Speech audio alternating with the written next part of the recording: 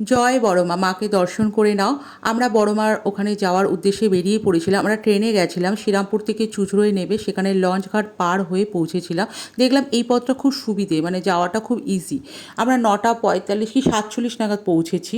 তো ওখানে প্রচুর লাইন ছিল, ওখানে সবসময় এরকমই লাইন থাকে। তো এটাই বড়মার মহিমা। তারপরে ওখানে আমরা তো ভাবছিলাম যে মায়ের মন্দিরে কখন প্রবেশ করব।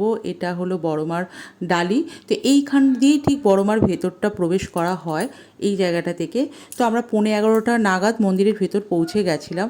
পৌঁছে যাওয়ার পর আমরা মাকে দর্শন করলাম। দেখে যে কী যে মনে হচ্ছিল তোমাদের কি বলবো, মনটা যেন ভরে গেল। অনেক দিন ধরে বড়মার ওখানে যাব বলে ভাবছিলাম, অনেক বছর ধরে, কিন্তু কোনো না কোনো কারণে যাওয়া হয়ে উঠছিল না। আমার তো ভাবছিলাম আমার হয়তো কোনো দিনই যাওয়া হবে না। যাই হোক, মা আজকে টেনেছে বলেই গেছি। সেখানে আমার মেয়ের উদ্যোগটা বেশি ছিল সেখানে। তো ওখানে গিয়ে প্রথমেই বললাম, মা তুমি কেমন আছো গো?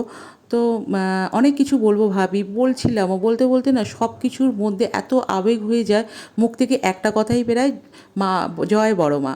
তো এখান থেকে লাস্টে আমরা এই জায়গাটা থেকে বেরোলাম। মায়ের কাছে যারা এসেছো তারা তো জানোই, ভেতরে মায়ের যখন কাছে আমরা যাই, কীরকম শান্তি, কিরম অনুভূতি, কেমন আবেগ হয়ে একটা অন্যরকম মানে অনুভব করি আমরা। তো যারা এখনও আসেনি, এই অনুভবটা করতে একবার এসে যেও। ভিডিওটা শেষ করার আগে জয় বড়মা।